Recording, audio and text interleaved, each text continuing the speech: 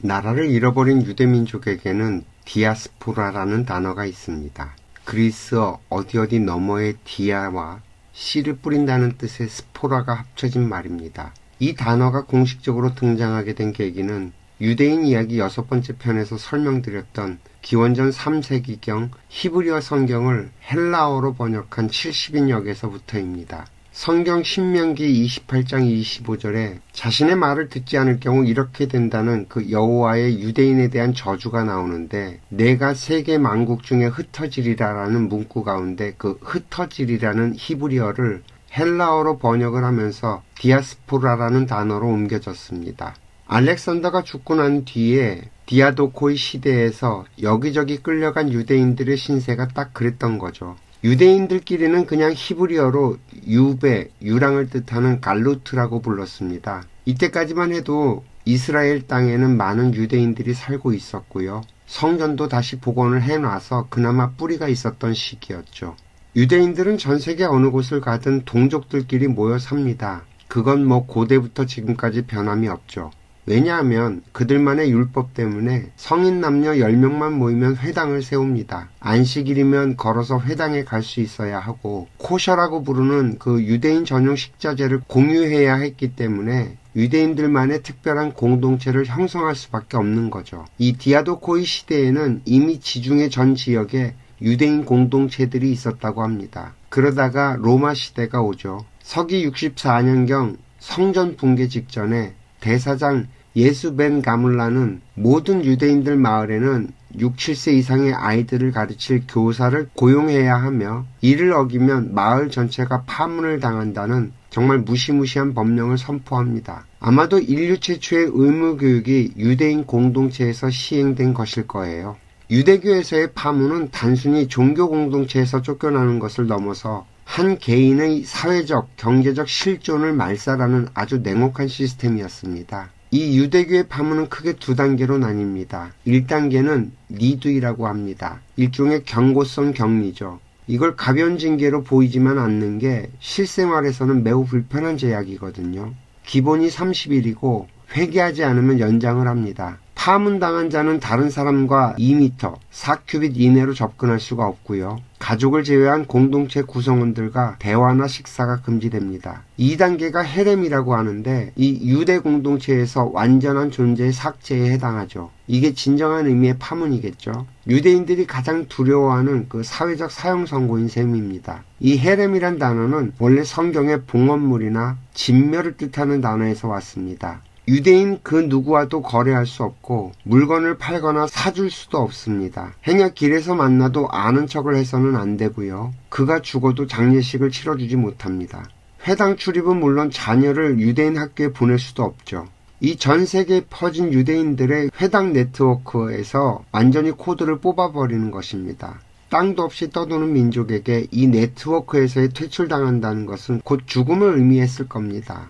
유대인들은 자신들의 율법을 비판하거나 이치에 맞지 않는 교리를 지적하는 사람들을 어떻게 처리했는지 보여주는 그 대표적인 사례가 철학자 스피노자입니다. 그는 유대교 경전이 신의 계시가 아니라 인간이 쓴 기록일 뿐이라고 주장을 했다가 암스테르담 유대 공동체에서 헤렘을 당했습니다. 당시의 그 선언문 내용은 저주에 가깝죠. 낮에도 저주를 받을 것이요 밤에도 저주를 받을 것이라. 주께서 그의 이름을 하늘 아래에서 지워버릴 것이요 그 누구도 그와 말을 해서는 안 되고 그를 나눠서도 안 되며 같은 지붕 아래 머물러서도 안 된다.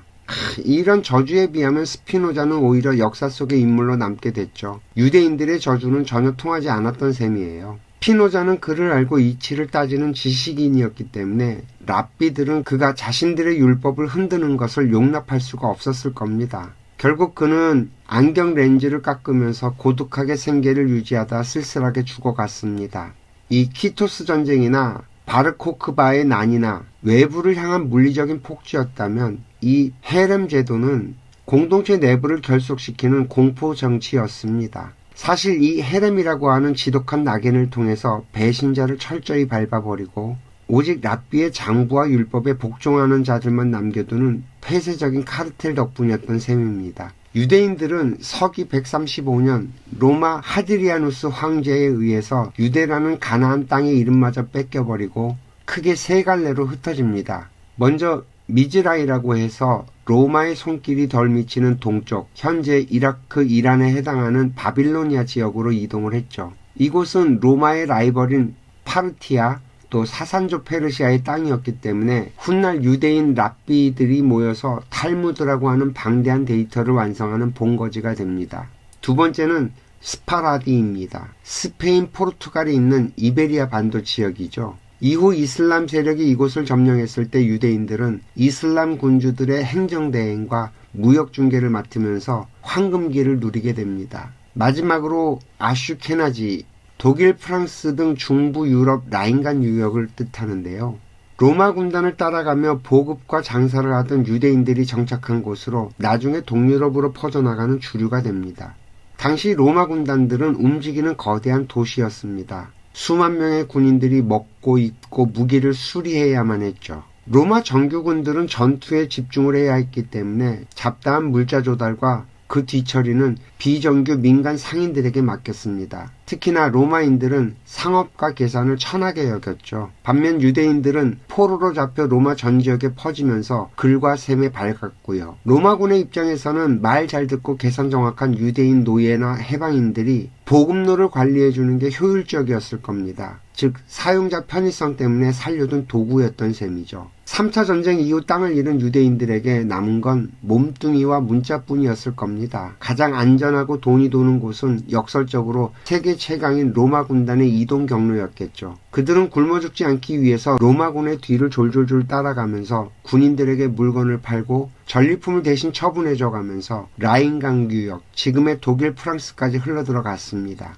이것이 아슈케나지의 기원입니다. 그 구약 성경의 족보를 보면요, 누가 누구를 낳고 하는 모두 남성 중심입니다. 그 제사장직을 독점했던 레위 지파나 왕위 계승도 전부 아버지를 따랐습니다. 타민족 여성이 유대인 남성과 결혼해 공동체에 들어오게 되면 그 자녀는 유대인으로 인정을 받았고요. 룻과 라합이 그런 케이스들이죠. 반대로 유대인 여성이 이방인 남성과 결혼을 해서 낳은 자녀는 유대인으로 간주되지 않았습니다. 이건 성경에 기록이 명시되어 있죠. 그렇게 성경을 믿고 따른다는 유대인들이 부계 중심에서 어머니를 따르는 모계 사회로 법적 기준이 완전히 바뀌게 된 시점은 서기 2세기경입니다. 유대인들 율법서인 미슈나가 만들어지면서 키두신, 혼인법 3장 12절에 모계 원칙이 명문화되었습니다. 이방인 여성과 유대인 남성 사이의 자녀는 그 어머니인 이방인의 지위를 따르며 유대인 여성과 이방인 남성 사이의 자녀는 그 어머니인 유대인의 지위를 따른다. 이건 완전히 성경을 뒤집어 엎는 결정이었어요. 그런데 그 내용을 자세히 들여다보면 유대인들은 다른 선택지가 없었습니다. 서기 70년 1차 유대전쟁과 135년 바르코크바의 폭동을 거치면서 수많은 유대인 여성들이 로마 군인들에게 강간을 당하거나 포로로 잡혀갔습니다. 아버지가 누구인지 알 수 없는 아이들이 대거 태어났죠. 만약에 부계 원칙을 고수하면 이 아이들은 모두 유대인 사회에서 버려져야만 했습니다. 또한 남자들이 거의 전멸을 당한 상태여서 종족 보존 자체가 위협을 받았죠. 그래서 랍비들은 유대인 어머니에게서 태어난 아이라면 아버지가 누구든 심지어 로마 군인이라도 유대인으로 받아들여 민족의 숫자를 유지하기로 결정을 한 것입니다. 왜 모계여야만 했을까요? 전쟁과 유랑으로 떠돌 수밖에 없는 민족에게 아버지는 증명하기가 매우 어렵습니다. 대신 어머니는 출산의 당사자이기 때문에 생물학적 확인이 100% 가능하죠. 게다가 예스벤 가물라의 의무교육이 시작되기 전에 아이에게 유대교적 가치관과 기초 언어를 심어주는 실질적인 주체는 어머니였겠죠. 따라서 어머니가 유대인이어야만 아이를 유대인으로 키워낼 수 있다는 그 실리적인 판단이 작용했을 겁니다. 결국 유대인 사회가 모계 사회가 된 건 극한의 위기 상황에서 민족이 소멸하지 않기 위해서 선택한 가장 강력한 생존 전략이었던 셈이죠. 이 법적 장치 덕분에 유대인은 전 세계로 흩어져서 타민족 남성의 피가 섞이는 와중에도 유대인이라고 하는 공동체를 잃어버리지 않고 버틸 수 있었습니다. 그러나 아브라함의 자손이라는 말은 유전학적으로 허구예요. 2000년 동안 반복된 혼혈로 인해서 유대인의 혈통은 완전히 사라지고 없습니다. 이 순수한 유대인 혈통이라는 개념은요, 이미 서기 2세기에 모계 원칙이 도입이 되고 전 세계로 흩어지는 과정 속에서 물리적으로 소멸됐다고 보는 것이 이치에 맞습니다. 실제로 현재 DNA 분석 결과를 보면요, 전 세계 유대인들은 정착지의 현지인들과 엄청나게 피가 섞여 있습니다. 아슈케나지 유럽계의 외형은 북유럽인들과 흡사하지만 이 DNA를 파보면 이탈리아, 독일 등 현지 여성들의 유전자가 대거 섞여 있습니다. 세파르디, 스페인계는요, 지중해 연안 사람들과 유전적으로 거의 구분이 안 되고요. 또 에티오피아 유대인들도 외형과 유전자가 전형적인 아프리카인이지만 스스로를 유대인이라고 부릅니다. 이 아브라함의 순수 혈통은 이미 2000년 전 로마 전쟁과 디아스포라를 거치면서 희석되어 사라져버렸습니다. 오늘날 이스라엘에 모인 유대인들을 보면요, 인종 전시장 같습니다. 슬라브족, 게르만족, 아랍인, 아프리카인의 외형이 공존하고 있죠. 아브라함의 유전자라는 물리적인 실체는 이미 통계적 유의미성을 잃어버렸죠. 금발의 벽 안의 러시아 유대인과 검은 피부의 에티오피아 유대인은 생물학적으로 남남에 가깝습니다.